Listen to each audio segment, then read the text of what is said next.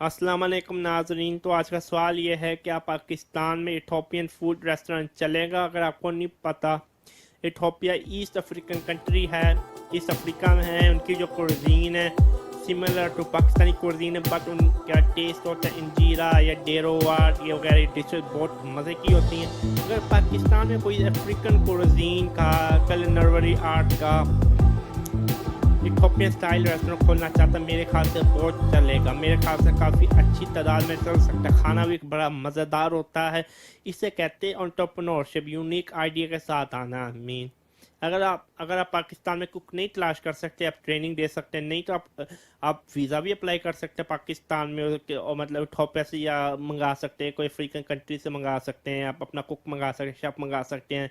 दो तकरीबन 25,000 सैलरी पर इजीली से रख सकते हैं। मेरा तो ये जवाब है। अगर आपके पास कोई भी सवाल है, मेरा ईमेल एड्रेस है डिस्क्रिप्शन बॉक्स में, सवाल करना पूछना मत भूलिएगा। आज के लिए इतना ही। अल्लाह हाफिज़।